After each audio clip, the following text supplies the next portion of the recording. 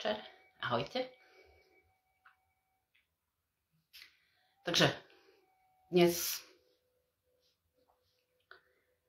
slúbená téma, ktorú som spomnala včera.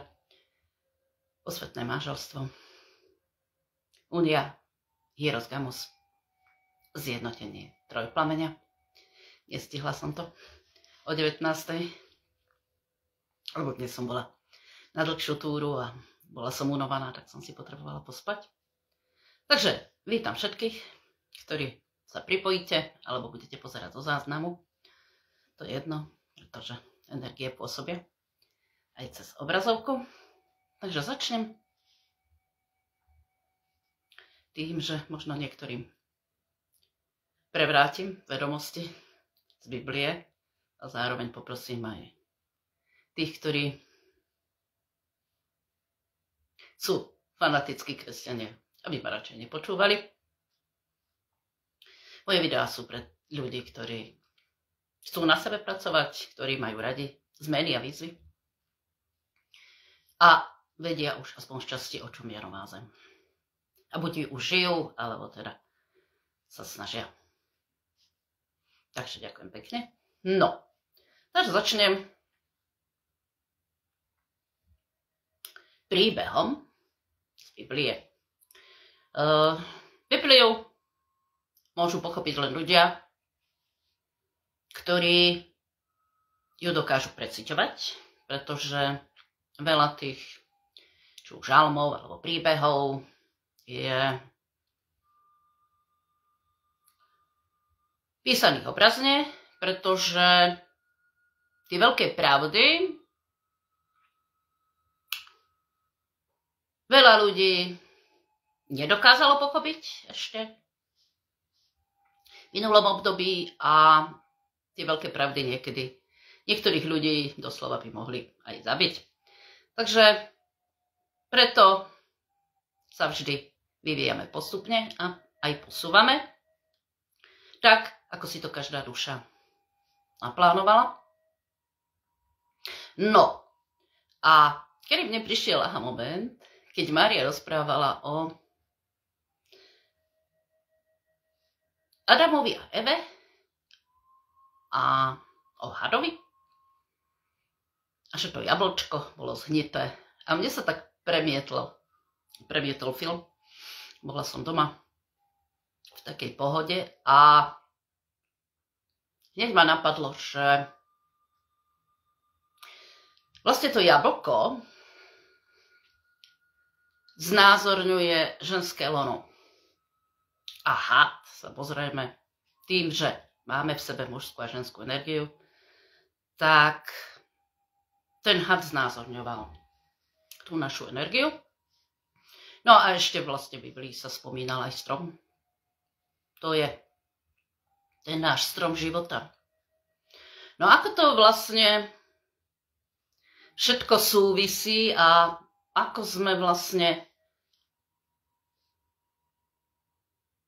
sa mi dostali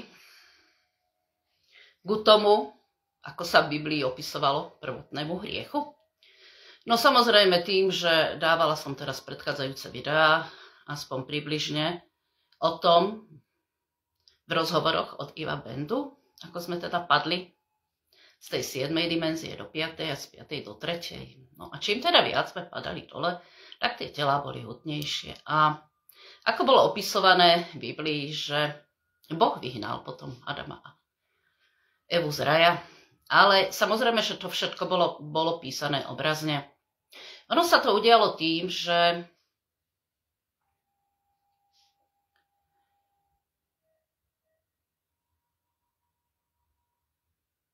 Eva, alebo žena,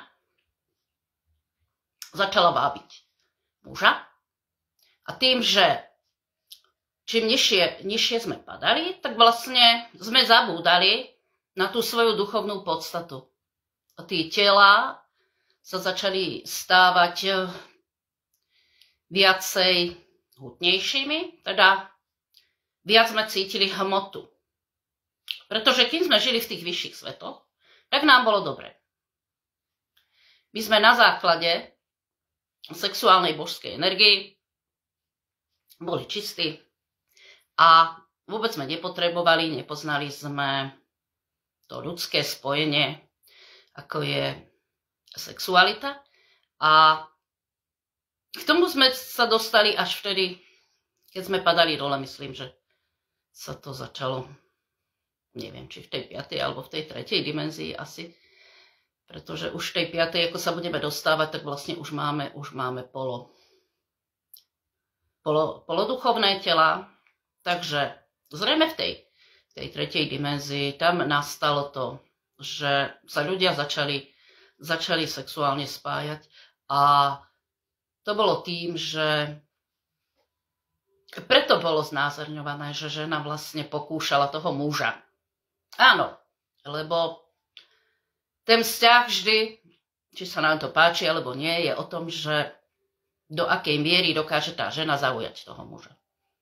Ak je pre toho muža neatraktívna, tak samozrejme ten muž si ju nebude všímať a nebude ani chcieť mať s ňou spojenie. Takže to je jedna vec. A potom druhá vec je samozrejme tá, že vždy je to aj o tom vnútornom napojení, presne tie duše, ktoré sa vždy majú stretnúť a spojiť, tak sa spoja. Takže tam vlastne dochádzalo k tomu znesveteniu tej sexuálnej božskej energii tým, že vlastne to lono ženské začalo byť znesvetené tým spojením a tým pádom vlastne to jablčko, maternica, začala byť nahnetá. Keď si tak zoberete, väčšina žien, aspoň z mojej generácie, aj čo sa rozprávam, tak nepoznám takú ženu, ktorá by nemala nejaké problémy, či s maternicou, alebo s pohlavnými orgánmi. Keď nič iné, aspoň výtoky, zápaly, myóny na maternice, polipy, cysty na vaječníkoch. No a toto všetko vlastne začalo vznikať až vtedy, keď nastalo spojenie muža a ženy a to bolo vlastne ten had pokušiteľ. To bola tá energia, ktorá nám mala prúdiť a mala nám zabezpečovať všetko. My sme mali na základe toho, že sme mali všetky centra, všetko sprietočnené, tak v tých vyšších dimenziách sme sa dorozumievali silou myšlienky, nepotrebovali sme ani slova. No ale čím sme chutnejšie padali, samozrejme sme na to zabúdali a tým pádom sme začali aj viac komunikovať a aj tam nastal ďalší ten kameň úrazu, že tie slová vedia niekedy naozaj viac ublížiť ako ostré meče. No a takže tá energia, tá hadia sila, ktorá nám mala stále prúdiť a zabezpečovať nám toho tvorcu, pretože my sme boli stvorení na obraz toho Boha a mali sme rovnaké schopnosti ako on, ale tým, či sme hlbšie padali, tak vlastne sme sa čím ďalej tým viac odkláňali od toho zdroja. Takže ten had, ktorý nám prúdil, čím ďalej, tým sa dostával nižšie. Čím viac vlastne boli tie prvé dve centrá znečistené vlastne aj tou sexualitou ľudskou, tak tým nám tá energia prestala menej prúdiť a vlastne ten had sa sťahoval, alebo obidva hady sa sťahovali dole a zakotvili medzi pohlavnými orgánmi a koncom chrbtice. A tam sa vlastne ten had skúlil do toho klbiečka a tam vlastne tá božská sila, čím viac sme sa poľučtili a čím viac sme mali teda tú ľudskú sexualitu, tak tým menej sme dokázali byť tými tvorcami svojho života a zabudli sme, čím ďalej, tým viac sme zabudali na to, že kto sme boli a odkiaľ sme prišli. No a potom tie samozrejme ďalšie veci, ktoré bolo čipovanie a podobné tie situácie, ktoré sa potom udiali neskôr.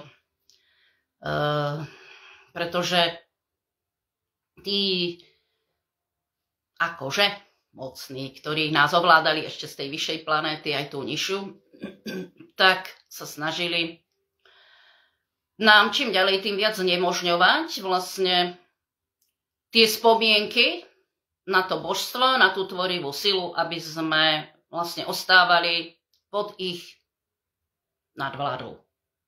Takže im to veľmi vyhovovalo, že vlastne ľudia sa takýmto spôsobom vlastne začali páriť a začali si znečisťovať ten spodok. Takže to jablčko, to ženské lono začalo byť znečisťované. No a presne, ja keď si tak zaberiem, že som mala partnerov, manželov, tak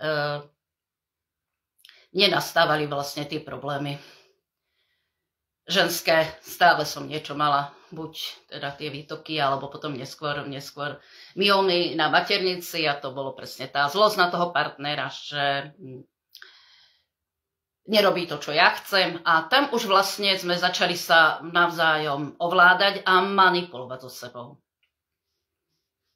Kdežto ako tie čisté duchovné bytosti, keď sme nepoznali sexualitu, tak nič z tohto sme nepoznali. Žili sme tou bezpodmienečnou láskou.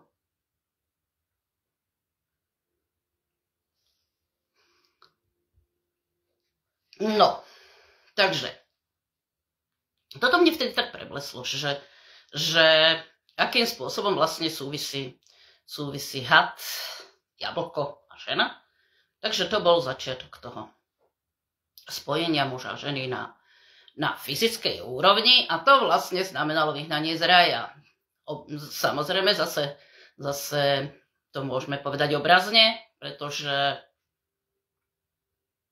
nech sa nakázame kdekoľvek, aj keď padneme, neviem ako hlboko, vždy máme v sebe tú Božú iskru a vždy máme v tej duši tie spomienky na všetko. Odkiaľ sme prišli a kam zase sa máme vrátiť. No a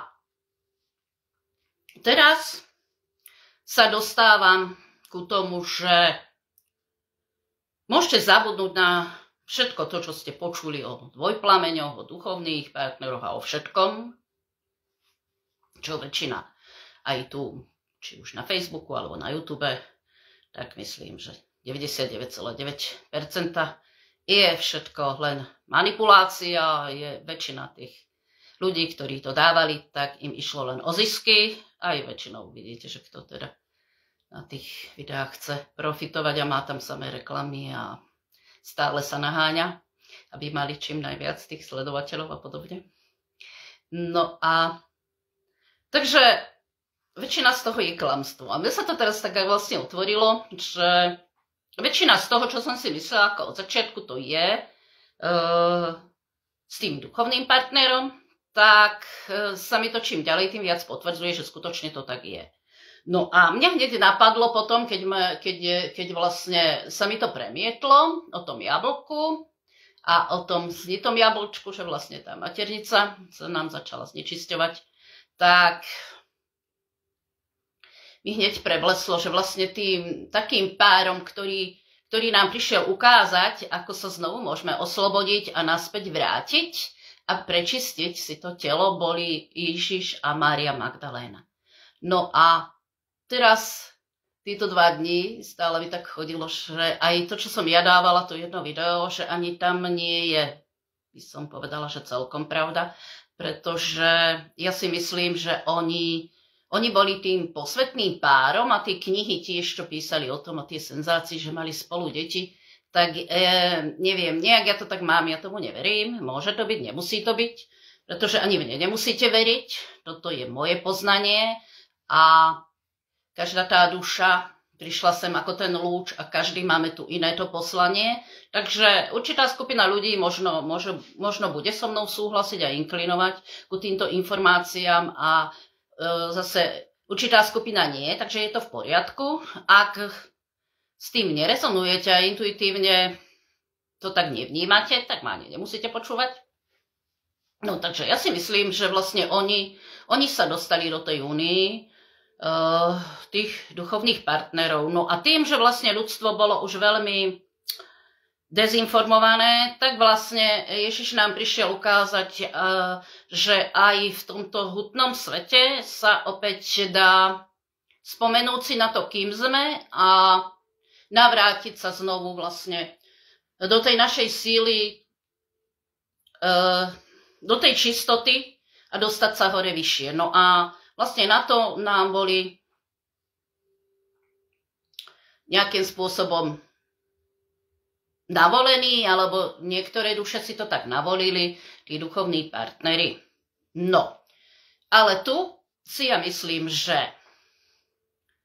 každá duša to má ináč. A niektoré duše sa dohodli, že teda keď vychádzali z toho oceánu tvorenia, tak sa rozhodli, že tá jedna duša sa rozdelí na tie dve a budú sa hľadať v tých veľa životov a keď už obidve tie duše, vlastne tá jedna duša, ktorá sa rozdelila, jedna väčšinou išla do mužského, jedna do ženského tela, aj keď nie vždy to tak musí byť, niekedy to môžu byť aj rovnaké pohlavia, pretože od 5D plus 6D plus, tam už je to jedno, či ste muž alebo žena, tam už na pohlaví nezáleží.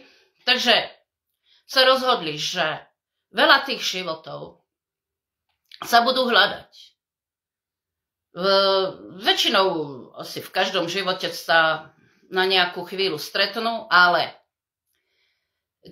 ku tej konečnej únii, ku tej duchovnej svadbe dochádza až keď už sú tie duše také zrelé, že už zakúsili všetky tie skúsenosti toho cyklu reinkarnačného a teda všetko si vyskúšali, tak ako každá duša, ktorá sa sem rozhodne reinkarnovať, tak musí si prežiť všetko.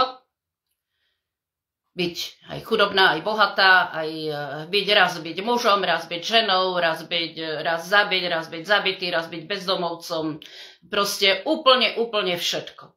A táto jedna duša, ktorá teda má byť tým dvojplameňom, tak tie dve duše. Jedna duša, ktorá sa rozdelila na dve, tak po týchto všetkých skúsenostiach a veľa tých cykloch, kedy sa teda točila a stále odchádzala tou zlatou bránou, tak nakoniec v tej poslednej reinkarnácii dospeje do toho štádia, že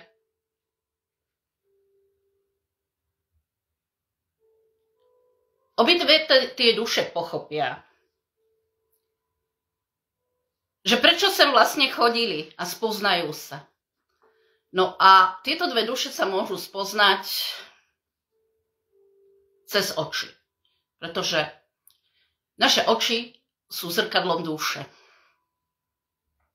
No, takže toto je jedna možnosť, že vlastne tá duša sa rozdelila. A druhá možnosť je tá, že niektoré duše sú úplne celistvé, že sa nerozdeľovali. A preto pozor tam, keď hľadajú stále sa nejaké tí dvojplamene a duchovní partneri, nie každý to tak má.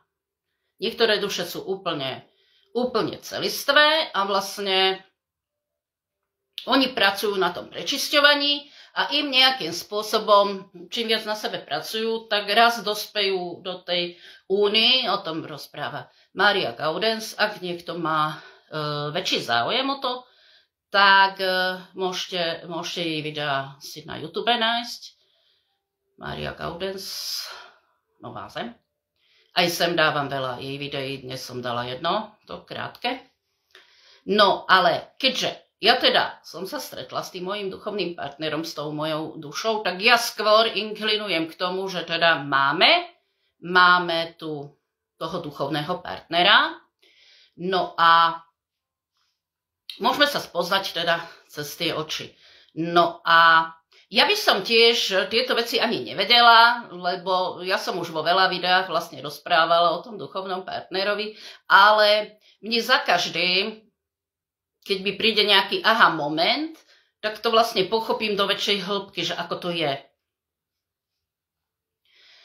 No a teraz, tieto posledné 2 týždne vlastne sa mi to tak spojilo, že to spojenie, keď sme mali veľmi silné cez tie oči. No vlastne od začiatku ten duchovný partner keď sa s ním rozprávame, tak máme pocit, že sme pri ňom doma. A popri tom vôbec nás nemusí priťahovať fyzicky. To je to, čo teda sú veľké klamstvá na týchto sociálnych sieťach, že hneď sa pritiahnú a to, ako majú dobre oni tú intimitu a to nie. Ak je to váš duchovný partner, tak s ním sa nikdy intimne nepotrebujete spojiť fyzicky. S ním sa potrebujete spojiť len duchovne. On vám príde vrátiť dušu a spoločne sa môžete navrátiť domov tým, že sa spoznáte a vlastne vtedy nastáva tá únia toho duchovného manželstva hieros gamos, keď sa tie duše spoznajú. O tom som už veľakrát rozprávala, ale pre tých možno, ktorí ste tu prvýkrát, alebo budete ma počúvať, tak to znovu skrátke zopakujem, že títo partneri sa spoznajú cez oči. Nikomu sa nedokážete tak dívať do očí, ako svojmu duchovnému partnerovi. Dokážete sa mu dívať aj 5 minút bez toho, že by ste myhli okom a aj napriek tomu, že ostatní ľudia sa mu nedokážu tak dívať do očí. Ja som mala to zo začiatku tak, že ja som nevedela, že je to môj duchovný partner, lebo my sme sa stretli, rozprávali sme sa 2 hodiny a vlastne mala som pocit, že som pri ňom doma a proste porozprávala som mu veci, ktoré by som nebola porozprávala ani svojej najlepšej kamarátke. Tam som mala taký pocit, že takého bezpečia, že sa nemám čoho báť. A to je tým, že vlastne tie duše sú jednou dušou. Ale pozor, nie je to tak, že máte rovnaké myslenie. Presne práve, že dá sa povedať, že ste rozdielni, že to, čo tie vlastnosti jeden má, tak ten druhý ich nemá. Ale doplňate sa tak, že spolu tvoríte celok. Tak ako keby ten druhý vám prišiel ukázať, že na čom potrebujete ešte pracovať. A to, čo najviac vás bude na ňom iritovať, tak to vlastne sú vlastnosti, ktoré vy potrebujete ešte spracovať. No a tam to je tak, že aj keď vás momentálne že niečo vytočí, tak na tohto človeka sa nedokážete nikdy hnevať. Nedokážete sa dlhšie hnevať ako, ja neviem, možno pol dňa a keď sa z toho vyspíte, tak vám príde ďalší moment, že zase mi prišiel niečo otvoriť. No a toto vám nedokáže žiadny karmický partner, ani žiadny, neviem kto, otvárať všetky tie bolavé nezahojené rany, ktoré ešte si potrebujete v tomto poslednom živote spracovať, tak vlastne všetko to vám príde povyťahovať. No a potom tam je to z časti aj pravdivé, čo sa opisuje v tých videách, že väčšinou keď jeden chce toho druhého, tak ten druhý začne utekať a že sa potom naháňajú. Ale keď jeden pochopí, že vlastne, tak ako som sa ja teraz dostala do toho štádia, že my vôbec nemusíme žiť ako partneri, lebo nakoniec ja som pochopila, že v tomto vzťahu nejde o žiadne fyzično, žiadne spojenie, ide tu len o spojenie energií. Na to, aby mohlo dôjsť k tomu duchovnému spojeniu, aby vlastne sa tie duše spojili. Takže toto je vzťah len na úrovni energií, už je to ten vyšší druh vzťahu. Je toto duchovné manželstvo, ktoré ste si predvolili pred tou reinkarnáciou. No a tam vlastne mne to dlho trvalo, kým som ja vôbec pochopila, že nejaký duchovný partner existuje, že je toto nejaký vzťah, lebo ja všetko to, čo ste dovtedy počuli o vzťahoch, tak všetko to padá. Duchovný partner vám nebude zapadať do žiadnej škatule, do žiadnych vzťahov. Nič sa tomu nebude rovnať. A ešte aj to stretnutie býva také, že so žiadnym iným teda partnerom to nebude také šokujúce alebo také zrušujúce, že proste to ste nikdy predtým nezažili. Že budete sa čudovať, že čo je toto za človeka, že bude vás priťahovať a zároveň iritovať, že niekedy by ste ho preplieskali a zo začiatku ho budete mať v hlave 24 hodín denne. Takže tam niektorí to aj nedali, čo opisovali tie príbehy. Niektoré ženy skončili aj na psychiatrii, čo tak veľmi vlastne túžili po tom partnerovi a nemohli ho mať, lebo čím viac teda po ňom túžili, tým on viac utekal. Takže no, tu je presne o tom, že tá duša musí byť tak zrelá, aby to pochopila všetko, že bezpodmienečná láska je, že tomu druhému dávame absolútnu slobodu a príjmame ho takého, aký je a nikdy nič od neho nechceme. To nie je, že teraz mi budeš oporou, teraz budeš mojím mužom, budeš sa o mňa starať, budeme mať spolu deti. V duchovnom partnerstve absolútne tam deti nie. Žiadne to fyzické spojenie, ale len to energetické. No a ak to pochopia obidvaja, tak by mohli spolu žiť. Ale to by bol už taký vzťah, teda je taký vzťah ako brat a sestra.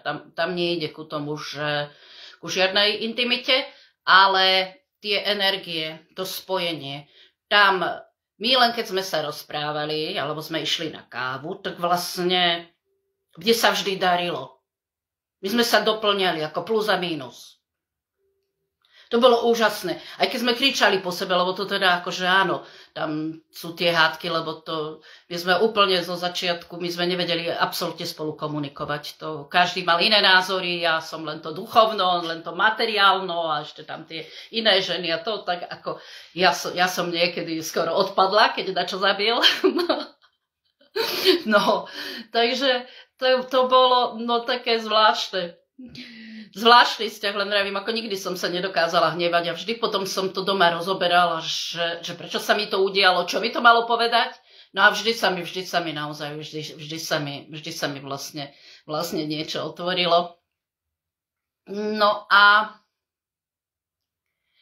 to bola sranda, že zo začiatku stále som ho ja odmietala, tak vtedy chodil a potom, keď ja som si myslela, že to asi bude láska, taká tá ľudská, tak potom zase začal on utekať, potom ja som si ho chcela tiež pritiahnuť, takže som mu začala písať SMS-ky a zase tým som ho ja iritovala, stále mi to zakazoval a ja som nechápala prečo a takže to bolo také tragikomické, že niekedy som to nechápala, že čo to je a ako sme sa poznali možno rok a pol, až potom mne začali naskakovať na YouTube nejaké tie videá o tom, že aké sú to duchovné partnerstvá, tak tam som potom už aj našla niečo také o tej únii, o ktorej vám ešte teda porozprávam, ako ku tomu došlo.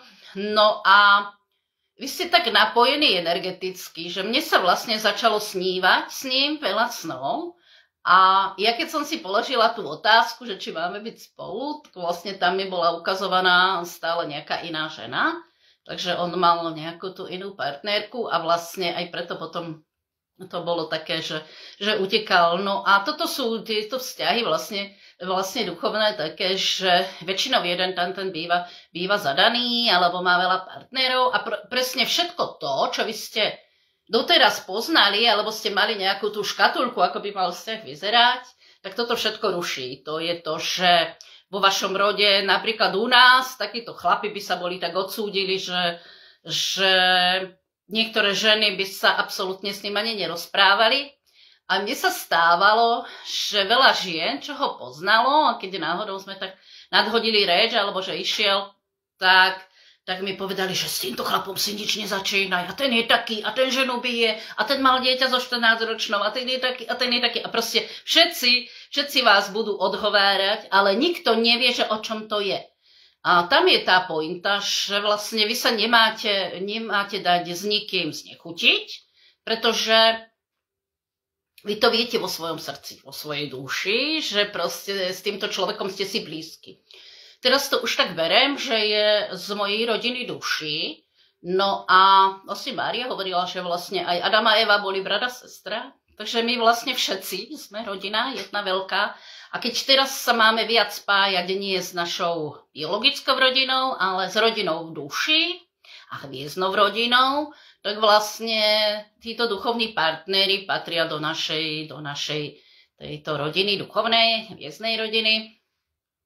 A preto by tam nemalo byť žiadna tá intimita, aspoň u týchto vzťahoch, ktorí teda to zažijú, to veľmi silné spojenie, že vlastne znovu si vzájomne rozprúdia tú Božiu energiu, kedy dojde ku tomu spojeniu. Takže tie sny, tých snov bolo veľa, veľmi veľa, niektoré boli ako zo súčasnosti, aj to, čo sa stalo, presne, sa mi to snívalo, potom sa mi to stalo, potom bolo aj z tých minulých životov, veľa vecí by bolo ukázaných, ako niektoré sny boli úplne úžasné.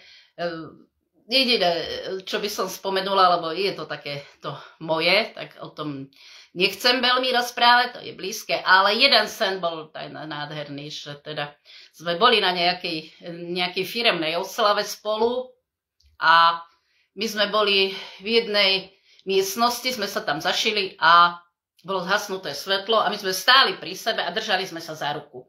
A vlastne prúdila cez nás energia. Nič sme nerozprávali, len sme sa držali za ruku a vychutnávali sme si prítomnosť jeden druhého. No a o tomto je duchovný vzťah, že nepotrebujete potom ani slova, nič, len vlastne dobijete sa skrze tú energiu a tvoríte potom ten jeden celok. To bol úžasný ten sen. No. Proste ja v tých snoch, pre mňa sú sny viac ako skutočnosť, pretože pre mňa je toto, čo tu žijeme, je sen.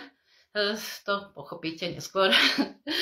Takže ja som to začala si aj tak brať, že tak buď rada, že vlastne v tých vyšších dimenziách sa stále stretávate a teraz v podstate už veľmi dlho sme neboli spolu tak, že by sme spolu komunikovali, len raz som ho letmo videla, keď som ráno išla na bicykli, ale vždy tak mi srdce podskočí, keď teda ho vidím a tam to je tak, že aj keby bol na druhom konci sveta, stále ho cítite.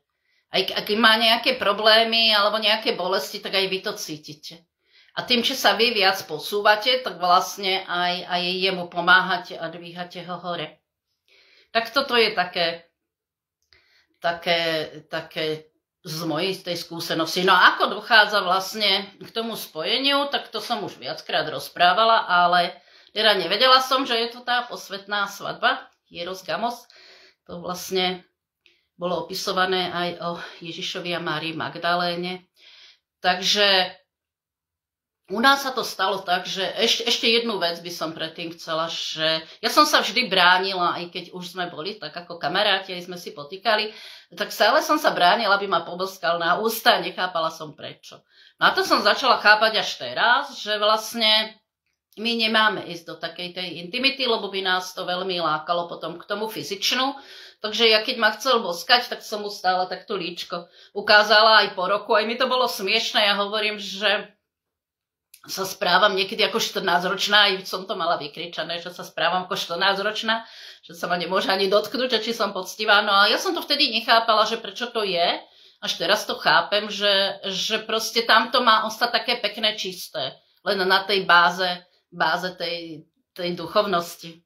No, takže sa to tak stalo, že teda bol u mňa v práci a takto ako som sedela na stoličke, tak obkročmo si sadol a vlastne no, tedy som tiež chcel, že dneska si ma neboskala, no tak sa mu ukázala líčko a takto sa nám vlastne spojili tie oči. No a to vlastne bolo to posvetné manželstvo, spojenie. Dívanie sa do tých očí zblízka, no a vtedy nastal vlastne ten výbuch tej energie. Tá kundalini sa nám zdvihla od pupka, ako keď oheň vybuchne a vlastne začalo to prúdiť hore. Lenže nie len tak, ako nám prúdi vlastne ľudská kundalini, keď vlastne máte aj to spojenie s mužom, tak vám to môže tak aktivovať na tú hlavu. Kdežto toto bol taký výbuch, že to išlo hore do vesmíru a prúdilo to tak veľmi silno až 4 dní. To máte ako celotelový orgazmus, keby ste v kuse mali 4 dní. A odtedy to nikdy neprestalo prúdiť a vlastne ja odtedy nemám ani potrebu fyzického spojenia sa s nikým. Aj keď potom on sa zlakol, zoskočil. Aj ja som ostala prekvapená, že čo sa to deje, lebo ako to je výbuch, ako atomovej elektrárne, to je výbuch. No a to je vlastne, keď sa nám tie oči spojili, zrazu sme zažili tú jednotu, to božstvo a spoznali sa naše duše. A tam nastala tá neuveriteľná blaženosť. Kedy sme vedeli, že sme jedno. Aspoň ja som to vedela. A neuveriteľne mi voňal proste. No, to sa ťažko dá opísať, len vtedy v tom momente, to trvalo pár sekúnd. Ten výbuch, aktivovanie, teraz spojenie, blaženosť. Takže existuje takéto spojenie, toto je tá únia Hieros Gamos. Vlastne tie dvojplamene sa spoznajú. Nastane ten výbuch, to je spojenie toho Kristovho vedomia nad hlavou. Z tých dvoch plameňov vzniká jeden a oni rodia nové duchovné dieťa. Pozor, je fyzické.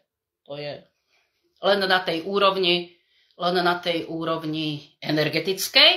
Takto sa rodia nové deti novej doby. Vlastne takto to bolo opisované aj to spojenie Hieros Gamos Ježiša a Márie Magdalény, spojenie dvojplameňa a vzniká tretí. Z dvoch vzniká tretí. Takže toto je únia Hieros Gamos. Neviem, či to niekto z vás prežil. Ja väčšinou, keď som to aj niekomu rozprávala, tak sa na mňa dívali s otvorenými očami, že čo to rozprávam. Možno si niektorí mysleli, že si vymýšľam. Lebo toto môže pochopiť, ja si myslím, len ten človek, ktorý to prežije a niekedy aj som jej hovorila, že ja mám nejakého duchovného partnera, že to nie je žiadny vzťah. To je ten najvyšší vzťah, ktorý môžeme dosiahnuť v tomto živote. To je duchovné spojenie na báze energií. A teraz ešte naposledy, keď som to dal, tak som hovorila, že nie som si istá, že či sa majú spojiť fyzicky. Teraz som si už istá, že sa nemajú. Pretože, čo som dávala to video, že vlastne pred tým zasvetením, tá žena z tej knihy Zasvetenie, vlastne pred tým zasvetením sa pomílovala s tým mužom, ktorý ju veľmi priťahoval, tak vlastne ona neprešla potom tým zasvetením.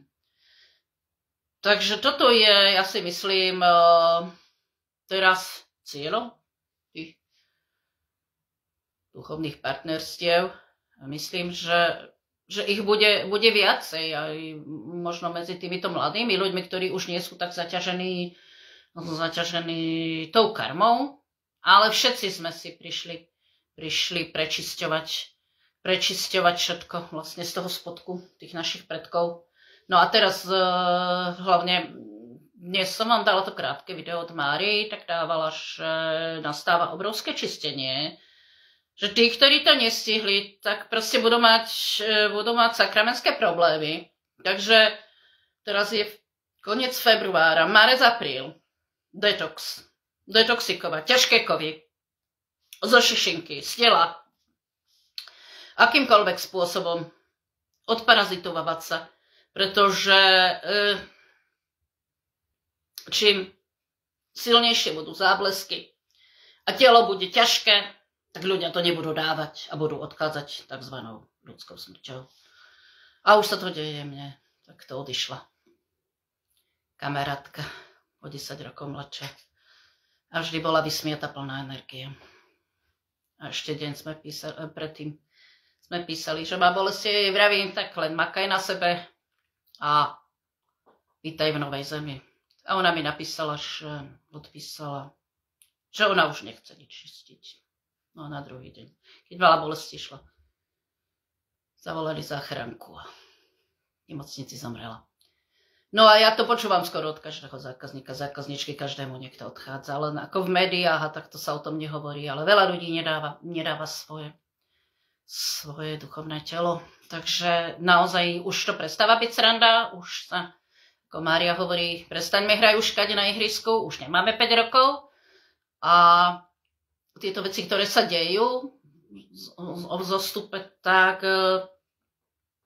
nie je to jednoduchá záležitosť, naozaj všetko si potrebujeme v tom tele vyčistiť a tým, že vlastne všetci potrebujeme si prechádzať ďalej, tak to lono máme najviac znečistené. Presne tým tým, že sme teda padli do toho hriechu a to jablčko sme začali mať červivé a teraz znovu potrebujeme, aby bolo krásne, zdravé a aby sme sa vlastne posúvali ďalej. Ja viem, že veľa ľudí možno nepoteším s týmto. Neviem, ako to je s týmito ľuďmi teraz, s mladými, aj tými, čo teda majú deti a rodiny, že akým spôsobom to je, či to majú tie duše navolené, že teda oni tu sa chcú ešte ďalej reinkarnovať zrejme. Tak to už ja neviem, ja dávam tieto moje skúsenosti, ja to tak cítim, že ja teda by som sa nerada už tu vrátila, ale neviem tiež, či prejdem všetkými skúškami, lebo to sakramensky ťažké. Ja mám výzvy každý deň a ja stále niečo riešim. Ja teraz neviem, čo bude v práci, čo idem žiť, čo bude ďalej. Lebo presne večer mi naskočilo zase video od Márie, že proste, ak sme na nejakom mieste a už sme tam nemali byť, tak vlastne doslova budeme stade vyhodení.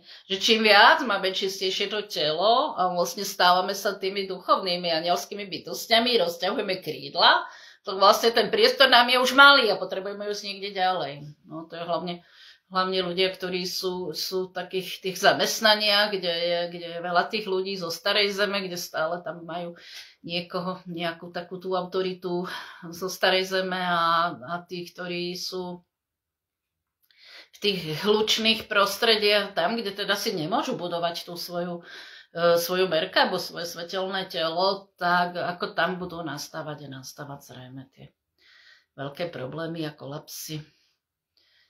Takže tak, je to na každom, ako si to kto navolí. Takže ja takto vnímam duchovnú svadbu, výbuch energie, spojenie dvojplameňa, vzniká tretí plameň, duchovné dieťa.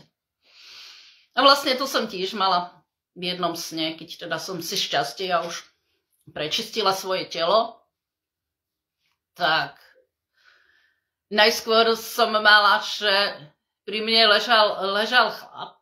Ja normálne som len si zavrela oči a ľahla som si a bola som v takom uvoľnenom stave a som cítila, že nejaký chlap pri mne leží, samozrejme duchovne. A pýtam sa, a ty si kto? A on mi hovorí, že no tvoj otec. Ja hovorím, čo môj otec? Môj otec je už mŕtvy. A potom som položila ďalšiu otázku. Ako silou myšlienky, samozrejme, sme sa rozprávali. A ja hovorím, a ty si to už dlho pri mne? No, že dlho, že veľmi dlho. No, takže vlastne som pochopila vtedy, že som si čistila ten mužský princíp a vlastne na základe toho mi bolo ukázané, že teda mám už toho muža sprietočneného, už nemám zlosť na žiadneho muža. No a potom sa mi stalo to, že samozrejme ešte predtým, ako dôjde k tej duchovnej svadbe, tak my aj vo vnútri musíme mať to vysporiadané vnútorného muža, vnútornú ženu a vnútorné dieťa. No a raz potom sa mi stalo, že v tom živom sne som zase videla chlapca so zlatými vlasmi a mal také okolo 12 rokov a vyzeral ako anjel. A ja som, potom keď som sa zabudila, tak rozmýšľam, lebo tie živé sny sú také, že ja ich mám stále pred očami. Aj teraz si to viem predstaviť, že ako vyzeral, také kučeravé vlásky, také to mal dlhé, no, také krásne modré oči. A tak vtedy potom mi to tak napadlo, že aha, že toto je vlastne moje vnútorné dieťa. Takže aj takýmto spôsobom sa vám potom môžu niektoré tie veci ukazovať, že niečo ste pochopili. Nevždy, keď niečo pochopím, tak príde nejaký ten aha moment. Tak ako teraz som vlastne odtedy, ako sme mali spojenie s týmto mužom, tak ja netúžim po žiadnom spojení, aj keď on odišiel a ja som ešte nevedela, že je to niečo takéto, až tá duchovná svadba, až potom, keď som si aj niečo naštudovala a znovu som to ja začala tak chápať, že to takto je, aj vnútorne, tak teraz neviem, som si pretrhla niť, napijem sa, možno mi to príde.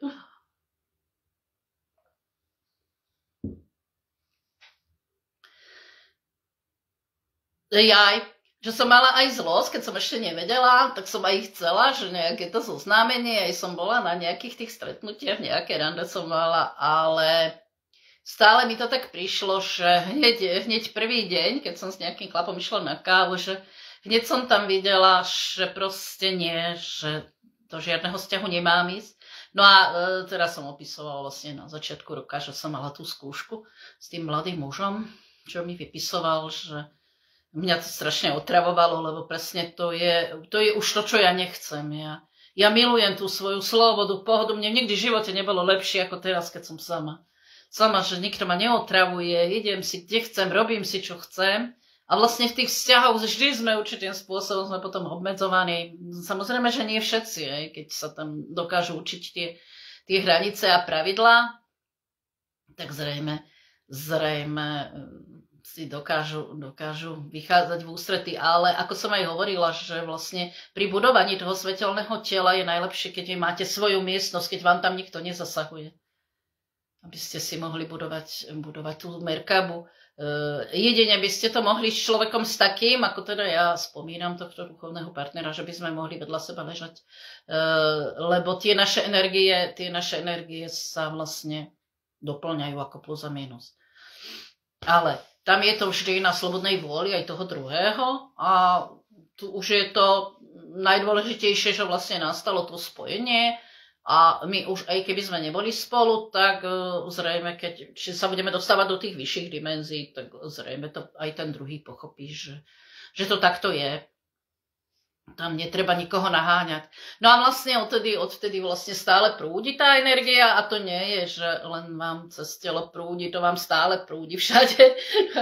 No a to je naša stvoriteľská sexuálna energia a nemá to nič spoločné s ľudskou sexualitou a vlastne na základe tej tvoríme. Čím máme čistejšie to telo, tým to viac stále cez nás prúdi a keď dokážeme vlastne byť v tej prítomnosti, tak ako aj ja väčšinou vlastne cez tieto videá, že sa sústredím len na tú podstatu a vždy poprosím o to Božie vedenie, tak my dokážeme niekedy naozaj tvoriť tou silou myšlienky. Mne sa niekedy aj deje, že niečo si poprosím a niekedy sa mi to ešte hneď stane, alebo že niekoho stretnem, alebo niekedy na niektorých zákazníkov si spomeniem a že presne mi prídu. Takže toto je to tvorenie. No. Takže dnes som chcela na túto tému toľkoto. Myslím, že už stačí. Dosť dlho rozprávam, že som to vyčerpala. Takže ešte raz by som vám teda poradila, ja nikomu nehovorím, čo kto má robiť, ale naozaj si dajte záležať na tom tele a vyberajte si tie potraviny zdravé, také, aké to vaše telo si pýta, počúvajte viacej tú intuíciu a choďte do toho čistenia. A počúvajte to telo. Keď budete unovaní, tak si lahnite, tak ako ja dnes. Mala som v pláne, že o 7 budem vysielať, ale ja som nebola schopná. Ja som si musela trošku pospať. Takže dať sa na prvé miesto. Všetko ostatné ide bokom. A stretávať sa s ľuďmi, s ktorými vám je dobré. Je to jedno. Nemusíte sa stretávať ani s ľuďmi z vašej biologickej rodiny, pokiaľ s vami nesúznia, ale stretávajte sa s tými, ktorí to majú podobne ako vy. Pretože